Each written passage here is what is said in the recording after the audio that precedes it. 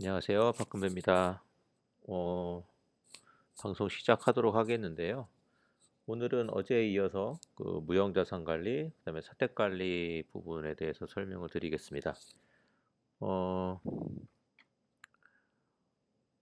어제 그 사택 관리를 설명드릴 때 리스 관리에서 저희가 임대로 계약을 하는 부분에 대해서 사택으로 넘어오는 부분들을 설명드렸고, 오늘 사택 관리 설명드릴 부분은 저희가 동방에서 직접 구매를 하는 경우, 그렇게 되면 구매 관리를 통해서 고정 자산에 등재가 되고, 고정 자산에 등재된 내역을 사택에 등록하는 프로세스로 진행이 될 건데요. 그 부분에 대해서 설명을 드리도록 하겠습니다. 제가 그 시간 관계상 어저께 제가 구매 관리를 만들어 놨는데요. 물품 구매 현황조에 가보시면 제가 여기 고정자산 관련해 가지고 테스트 사택 구입이라든가 이런 부분들에 대해서 제가 이제 구매 등록을 해놨고, 어, 어제 설명을 드렸지만 비용 처리는 물품 구매 현황 조회에서 직접 전표가 가능하고, 고정자산 같은 경우에는 고정자산, 무형자산 전표 발행해서 전표 처리를 하시면 됩니다. 자, 이제 예를 들면 고정자산에서 조회를 해보시면 사옥과 사택 토지가 있는데요. 저희가 동방에서 전달받기로는 사택으로 등록되는 경우에는 토지와 건물 이렇게 두 가지가 같이 등재가 될 수도 있고, 아니면 저렇게 지금 보시는 것처럼 사옥이나 사택으로 아예 자산 구분으로 등록이 가능합니다. 그래서 그 두 가지 케이스를 한번 설명드리도록 할 건데요. 우선 토지와 사택 같은 경우에 제가 이제 고정자산에서 전표 발행을 하게 되면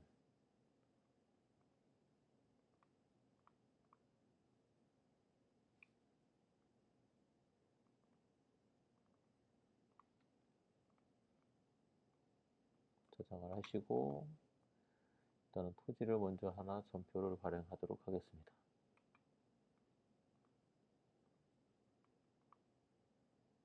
전표 발행을 하게 되면 토지 같은 경우에는 전표가 발행이 된과 동시에 자산번호가 체번이 되고요.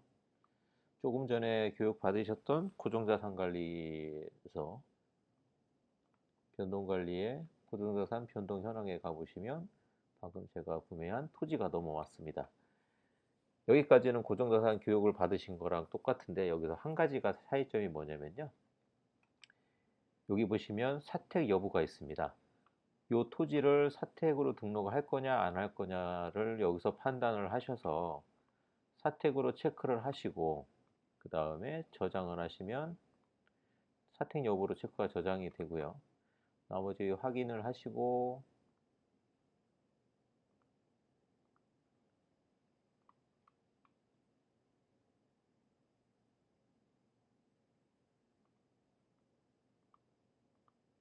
확인을 하시면 이 토지는 고정자산에 등재된과 동시에 사택관리에 변동관리에 사택 변동 현황에 가보시면 구매권으로 이렇게 자동으로 넘어오게 되어 있어요. 결국에는 뭐냐면 이 자산 번호는 고정 자산의 번호고요. 참고로 설명을 드리자면 기존의 자산 번호는 고정 자산, 그다음에 부의 자산 같은 경우에도 뭐 앞에 이렇게까지만 자산 번호가 되어 있었는데, 지금 자산이 많이 늘어나다 보니까 어, 이 앞에 이니셜이 붙었습니다. 고정 자산은 픽스라고 해서 F, 그다음에 부의 자산은 예외라고 해서 앞에 이자가 붙고요. 그다음에 사택은 하우스라고 해서 H가 붙고요. 그 다음에 무형자산은 앞에 I가 붙습니다. 이거는 참고사항으로 보시면 될 것 같고요. 사택 변동 현황으로 일단은 토지라는 게 넘어왔고요. 여기서 이제 토지 사택 변동 현황에 구매로 넘어오신 거를 확인하실 수가 있고, 어제 설명드린 거는 신규 리스가 들어왔었죠. 어저께 이 부분에 대해서는 신규로 등록을 하고, 리스에서 신규로 계약을 등록을 하고, 이게 사택인 경우에 이 사택 변동 현황으로 데이터가 넘어온 걸 확인하셨습니다. 어제는. 그러면 어, 다른 걸 하나 또 해보도록 할게요. 사택이란 걸 놓고요.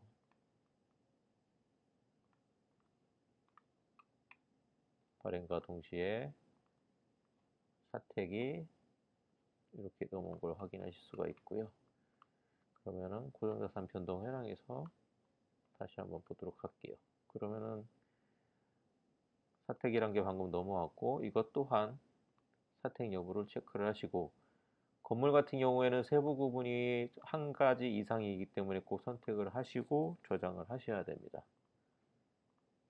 저장을 하신 다음에 이 부분에 대해서 다시 한번 확인 작업을 해주시면 이 자산 번호가 고정 자산의 등재과 동시에 사택 변동 현황에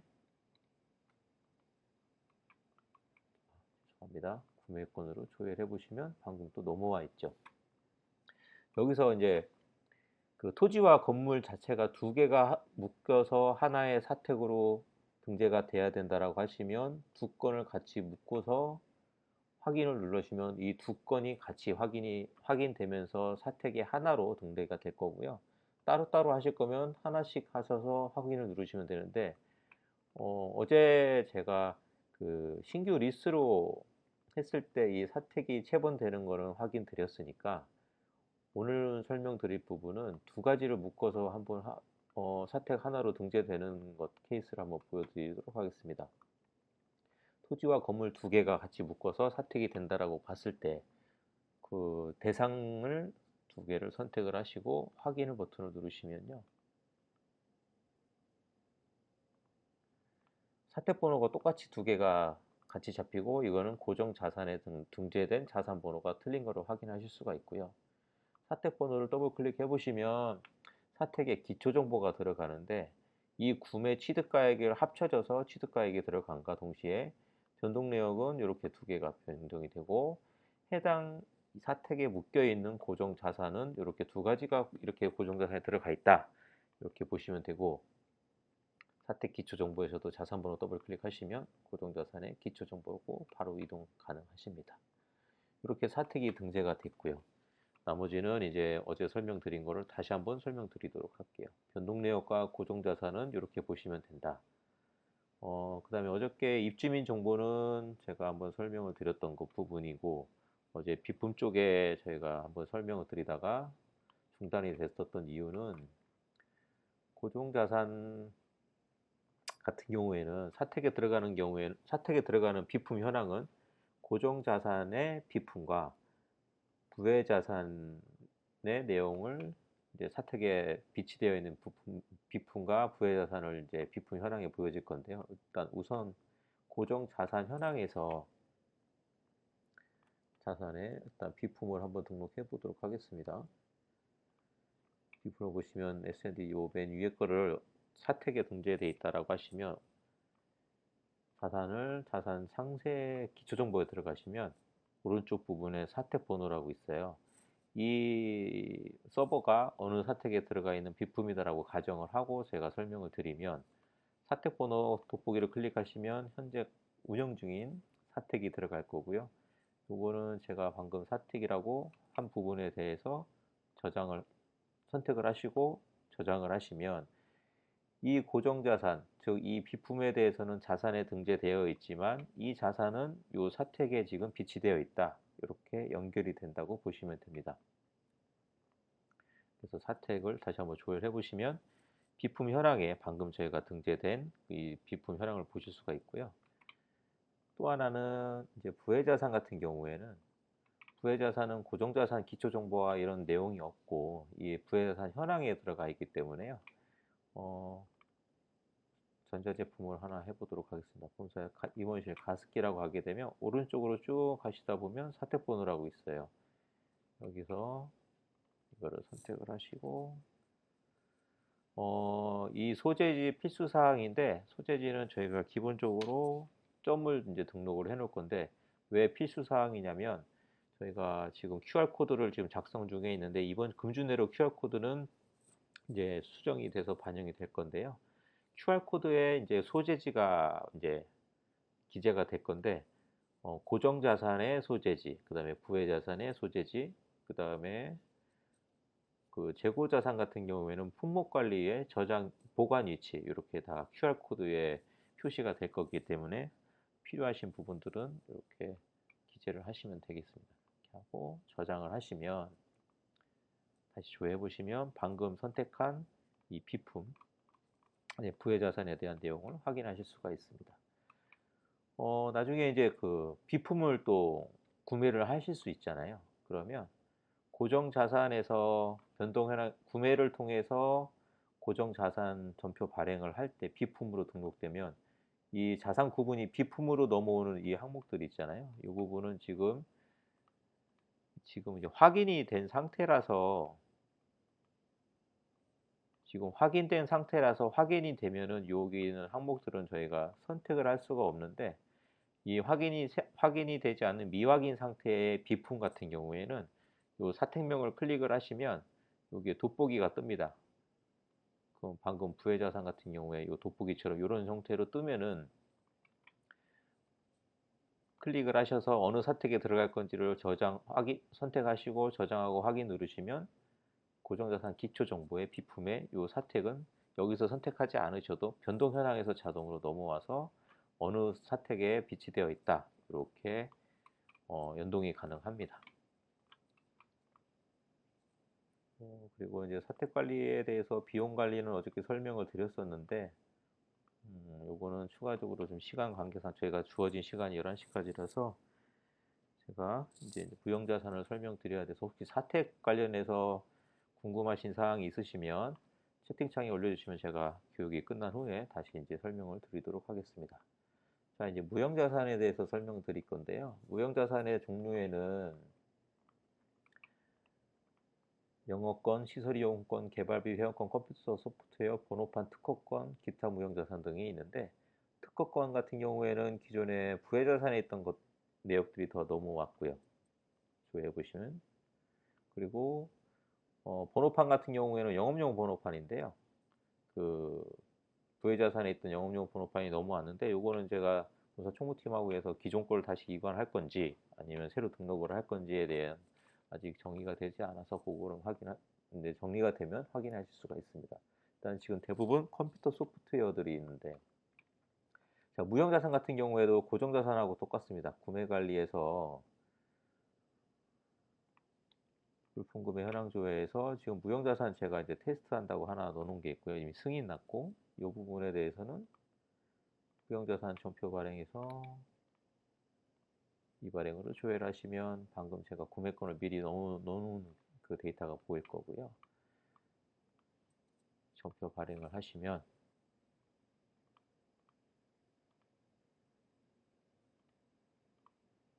발행 쪽에 가시면 이제 무형자산 번호가 자동으로 체번이 되고 그 고정자산하고 프로세스는 똑같습니다. 무형자산 변동 현황에 가보시면 방금 제가 구매한 게 뜰 거고요. 고정자산하고 무형자산하고 차이점 하나는 무형자산은 고정자산 같은 경우에는 내용연수를 몇 년, 25년, 뭐 10년, 5년 이렇게 하지만 무형자산 같은 경우에는 신규로 등록하실 때는 개월수로 입력을 해 주셔야 됩니다. 입력하시고 저장을 하시고요. 그리고 확인을 눌러주시면 무형자산 현황에서 다시 조회를 해보시면 방금 등록한 무형자산 내역이 조회가 되고 더블클릭 해보시면 무형자산 기초정보로 넘어갑니다. 60개월로 되어 있고요. 그 다음에 무형자산 같은 경우에는 이제 감가상각을 하게 되는데 무형자산 같은 경우에는 배분관리라고 해서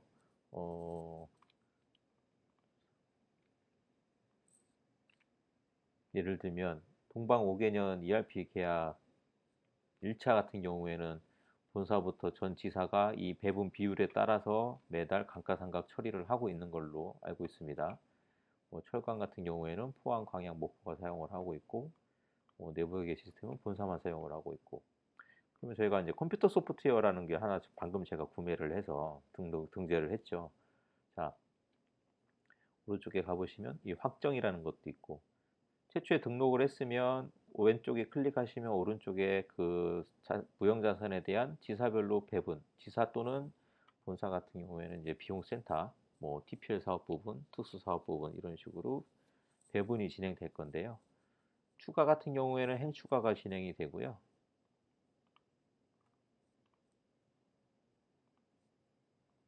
그 다음에 여러 건을 등록하실 때는 저희가 그냥 좀 간편하게 하기 위해서 일괄 추가라는 버튼을 누르시면 지사를 선택할 수 있는 화면이 뜨는데 제가 일단 본사하고 부산만 일단 해보도록 할게요. 일단은 지사를 선택하면 비용센터는 저희가 각 지사에 공통으로 저희가 일단 기본 세팅을 하게 되어 있는데 혹시 이게 변경이 되면 여기서 변경하시고 등록을 하셔도 무방합니다.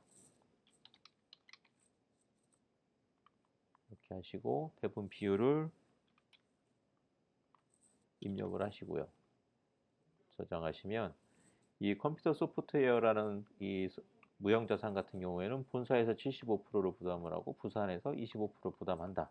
이렇게 보시면 되고 이거는 이 컴퓨터 소프트웨어에 대한 배분 비율을 설정을 완료하였습니다. 그러면 요건에 대해서 체크를 하시고 배분을 누르시면 이 시작월부터 종료월까지 이 전체적인 금액을 60개월로 나누고 배분 비율대로 또 정리가 됩니다. 자동으로 배분을 하시는데 요 재배분 시작월은 좀 잠시 후에 다시 설명을 드릴 거고요. 자, 배분을 하겠습니다라고 하고 배분을 되었습니다. 그럼 왼쪽에 메뉴들이 보이는데 자산별 배분 현황은 배분된 내역을 조회하는 화면이고요. 자산별 감가상각 현황, 연도별 감가상각 현황 이 두 가지 경우에는 감가상각 전표를 발행을 해야만 조회가 되는 메뉴라고 보시면 됩니다. 지금 방금 배분을 하였기 때문에 자산별 배분 현황 가셔서 전표를 발행하지 않으셔도 해당 기간 동안 저희가 감가상각해야 될 내역들을 자동으로 다 생성을 해 놓는 거기 때문에요. 컴퓨터 소프트웨어를 더블 클릭해 보시면 방금 본사 부산으로 해서 10월부터 2029년 9월까지 이렇게 자동으로 배분된 내역을 보실 수가 있습니다. 자, 그런데요, 이제 확정을 하지 않은 상태에서 만약에 이제 확정이라는 거는 체크를 하고 나서 배분 확정이라고 하시면 마감 기능이라고 보시면 돼요. 확정이라고 하시면 오른쪽에 내역들을 수정이 불가하고요. 다시 배분 확정을 취소를 하시면 이렇게 수정이 가능합니다. 그리고 배분 확정을 완료하셔야만 전표 발행이 가능하고요. 자, 근데 이제 요 재배분이라는 건 뭐냐면 요 자산회 같은 경우에는 지금 2024년 이번 달부터 지금 감가상각이 진행이 되는데 25년 1월부터 또 다른 지사가 추가가 됐다는 가정하에 추가를 하시고요. 만약에 울산이에요. 울산이고 본사는 예를 들면 50%고 울산도 이제 25%를 하겠다 하고 저장을 하시면 자산별 배분 현황에는 아직 울산이란 거는 아직 조회가 배분되지는 않았어요. 다 그럼 이제 배분이 이제 다시 재정리가 됐고 체크를 하시고 재배분 시작월을 2025년 1월부터는 요 기준으로 다시 배분을 하겠다라는 개념으로 접근하시면 됩니다. 그래서 배분이라는 걸 누르시면 배분되었습니다라고 나오고 다시 조회를 해보시면 2024년은 본사와 부산이 이렇게 배분돼서 이렇게 감가상각 처리가 진행이 예정인 거고 2025년부터 이후까지는 이제 울산이 1월부터 다시 추가가 된 걸 확인하실 수가 있습니다. 이 상태에서 일단은 다시 배분 확정을 하십니다. 그러면 이 컴퓨터 소프트웨어라는 거는 2024년은 본사와 부산만 일단은 배분이 진행이 될 거고요. 2025년 1월부터는 울산이 재분이 진행될 거고 그럼 지산별 배분 현황에서 확인이 가능합니다. 자, 이제 감가상각 전표 발행이라는 발생이 있고 대통이 있는데 발생은 그 자산을 소유하고 있는 지사에서 발행하는 전표고요. 대통은 예를 들면 요 같은 경우에는 이번 달 같은 경우에 본사 소속인 거잖아요. 이 컴퓨터 소프트웨어가 본사에서 구매를 등재를 한 거기 때문에 발생은 제가 지금 본사 소속이기 때문에 본사에서 전표 쳐야 될 것들만 이제 발생 전표만 여기서 전표를 치시고 대통은 이제 제가 잠시 후에 이제 부산 아이디로 접속을 할 건데 지금은 이제 본사 같은 경우에는 다른 지사에서 본사 쪽으로 보낼 게 없기 때문에 지금 보이지는 않는 거고 전표를 발행을 해야만 대통받는 지사에서 조회를 했을 때 그 발행된 그 대통을 확인하고 여기서 대통령표를 받는 전표를 발행하는 화면입니다. 자, 요건에 대해서 제가 이제 발행을 한번 해보면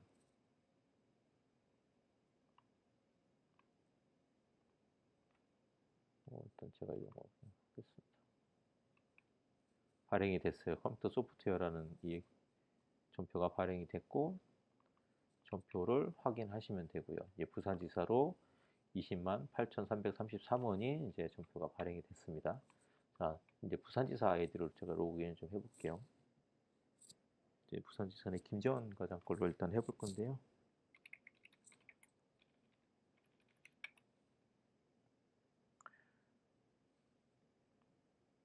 무형자산의 감가상각에 대통령 받으신데 전표를 가보시면 방금 발행한 본사에서 20만 8,333원에 대한 전표 발행한 거를 이제 확인하실 수가 있고 요건에 대해서 전표 발행을 하게 되면 받는 전표를 발생하게 됩니다.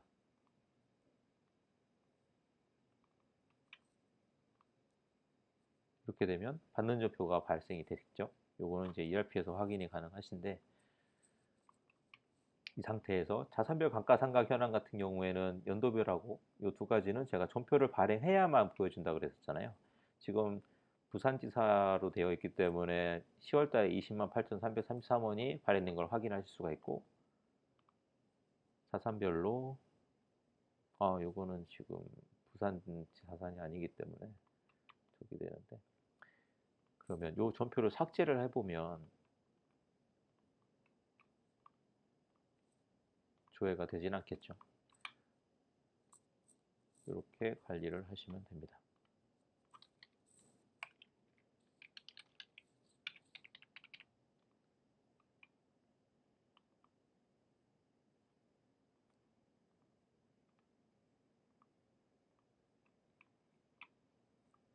지금 실제 ERP로 넘어갔기 때문에 제가 이거는 삭제를 좀 하고요. 이렇게 자산을 관리를 하시면 되는데 이제 또 무형자산도 변동이 생기겠죠. 고정자산 조금 전에 설명 받으셨지만 고정자산, 무형자산의 전체적인 프로세스는 똑같다고 보시면 됩니다. 다만 이제 감가상각하는 그 기준만 좀 고정자산하고 무형자산하고 틀리기 때문에 이 부분만 조금 차이뿐인 거지. 변동관리에서도 자산 변동 구분을 선택을 하시고 추가하셔서 자산을 선택을 하시고 이관하시고 저장하신 다음에 결제가 처리가 되면 이제 그 해당 다음 프로세스가 자동으로 넘어가는 프로세스로 저희가 개발이 되었고요. 자산에 대한 변동 현황 같은 경우에는 조금 전에 고정자산에서 설명을 들으셨기 때문에 그걸 따로 추가적으로 설명드리지는 않도록 하겠습니다. 이렇게 해서 사택과 무형자산에 대해서 제가 설명을 드렸는데 어저께 제가 구매 관리하면서 그 발주서 관리에 대해서 제가 조금 문제가 있어서 설명을 못 드렸는데 이 부분을 같이 한번 설명드리도록 하겠습니다. 자, 발주서 관리의 메뉴는 발주서라는 거는 구전산에서는 구매 등록을 완료하시고 결제가 승인이 나면 입고 처리 전에 무조건 발주 처리를 했었어야 돼요. 근데 전체 뭐 10건의 구매 건 중에 발주 처리하는 게 그렇게 많지는 않다고 하셔가지고 발주 처리는 중간에 생략을 하고 따로 발주서 관리가 필요한 부분에 대해서는 따로 관리를 하자라는 개념으로 접근했습니다. 그래서 발주서 관리의 이제 메뉴는 두 가지인데요. 발주서 현황 조회라든가 납품 장소 관리인데 발주서 현황 조회는 이 그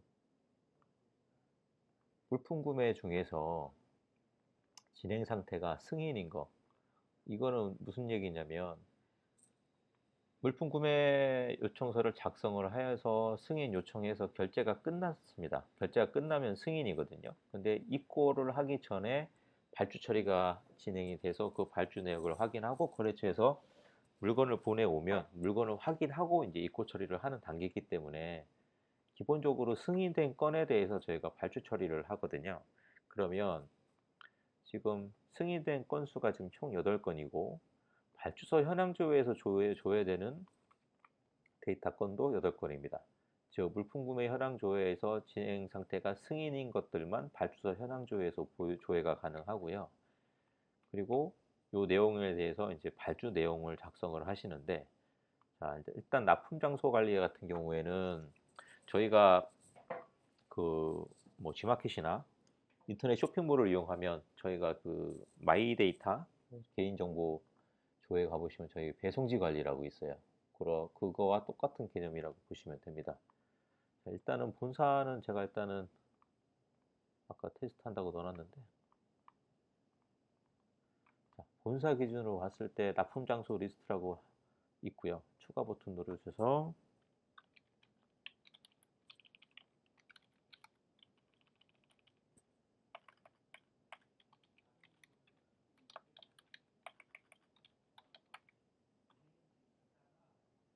저장하시고 뭐 또 추가로 또 하실 곳이 있으면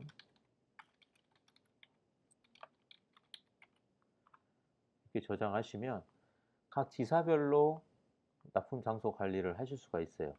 요거는 어디서 사용하실 거냐면, 자 이제 발주서 관리에서 보시면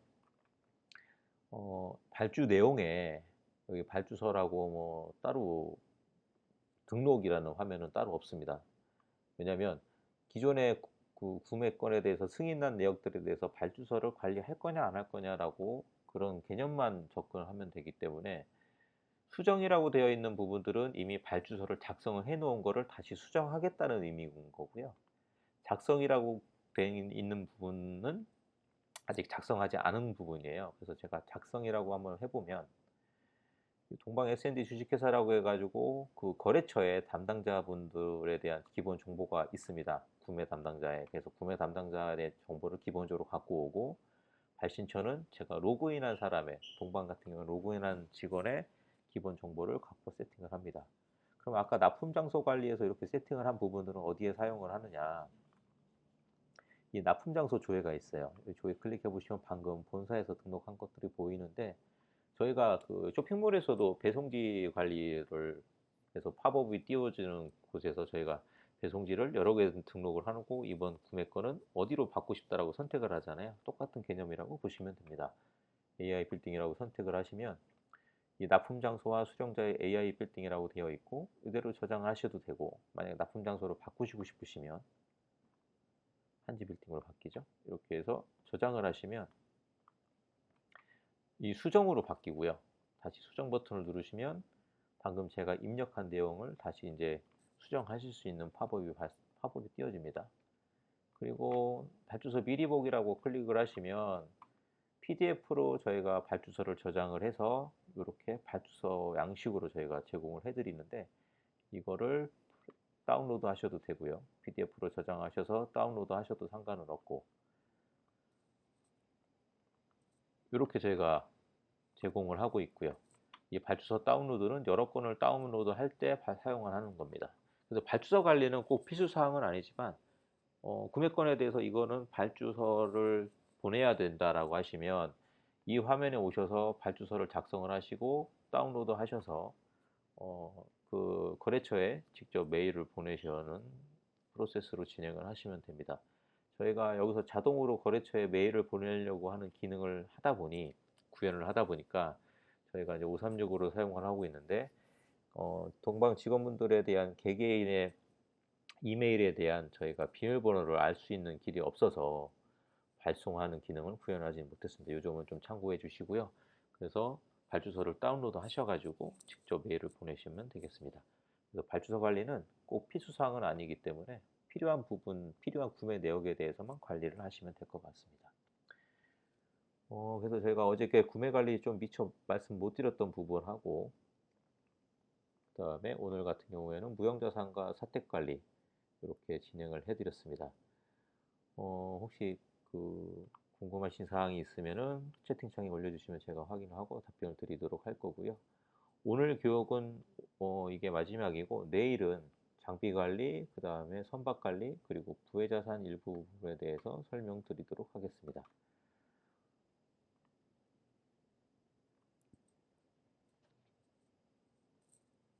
지금이 10시 50분인데요. 11시까지 혹시 질문 사항 있으시면은 채팅창에 올려주시면 제가 이제 답변을 해드리고, 어제 문의 주신 사항은 제가 내일까지 교육이 마친 후에 총무팀과 해당 부서에 확인해서 따로 공지나 이렇게 메일로 회신을 피드백을 해드리도록 하겠습니다.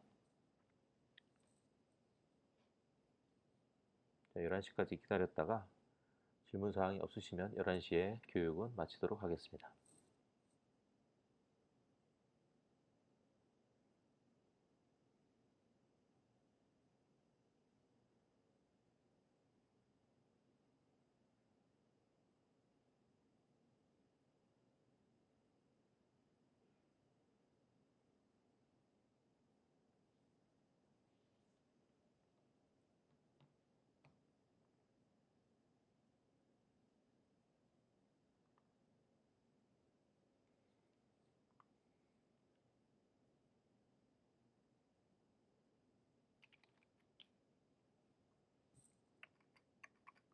감가상각 대통 같은 경우에는 뭐 거기서 발행을 하셔도 상관은 없지만, 저희가 이제 ERP 개발을 하면서 주된 목적은 해당 관련 업무는 전표 발행하는 부분에 대해서는 해당 업무에서 처리를 가능하도록 저희가 최대한 제공을 하는 거기 때문에, 무형자산에서 바로 체크하시고 전표 발행 누르시면은 더 쉽게 할 수 있기 때문에, 무형자산 관련된 전표는 대부분 이제 앞으로 무형자산에서 처리하신다고 보시면 되고, 어 제가 이제 리스 관리를 어저께 설명드릴 때, 리스 쪽은 또 리스 관리에서 비용 처리하시잖아요.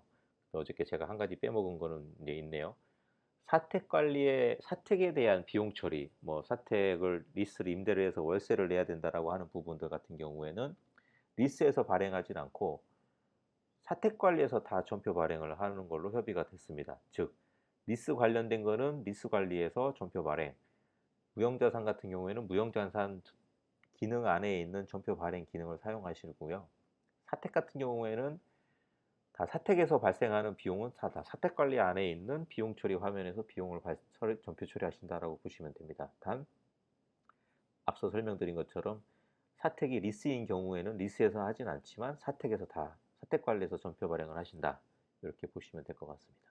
그래서 리스 같은 경우에는 아직 계도 기간이긴 하지만, 리스에 이제 계정 코드가 여러 가지가 있잖아요. 리스 계정이 여러 가지가 있는데, 이 부분은 아마 제가 회계팀하고 협의가 됐을 때는 올해 12월까지는 계도 기간인 거고, 그게 어느 정도 정립이 되고 지사에서도 인지가 되면 그 해당 계정은 ERP에서 발행을 못하도록 막을 예정입니다. 그래서 그 부분이 이제 무형자산하고까지도 연동 될지 안 될지는 모르겠지만, 일단 리스 관리는 회계감사 때문에라도 일단 그렇게 진행할 예정이고요.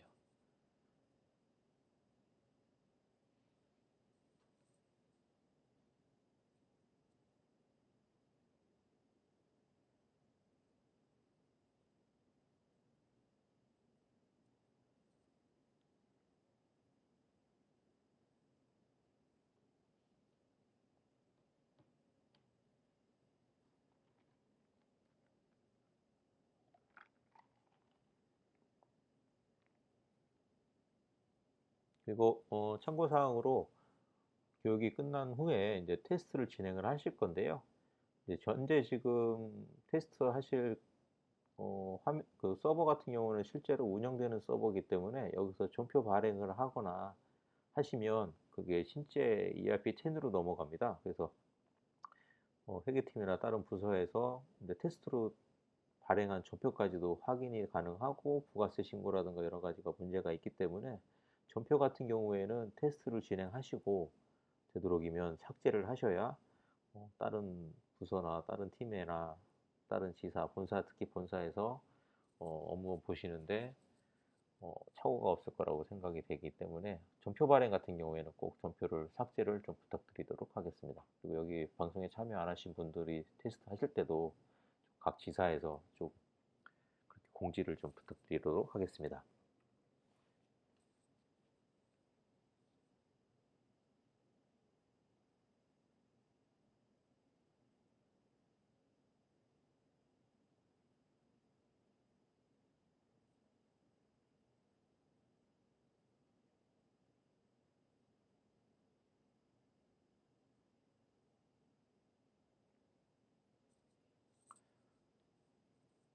업무가 좀 바쁘실 것 같은데요. 그러면은 더 이상 질문이 없으면 여기서 방송을 마무리를 하고요. 혹시라도 이후에라도 요청 사항이라든가 질문 사항이 있으시면 저희 전화 총무팀이나 아니면 저희 S&D 담당자분들한테 메일로 연락을 전화나 메일로 주시면 저희가 확인해서 다시 피드백 해드리도록 하겠습니다. 오늘도 교육 받으시느라 고생 많으셨고요. 내일 아침 9시에 이제 장비 관리부터 시작을 할 건데 그때도 많은 참여 부탁드리겠습니다. 감사합니다.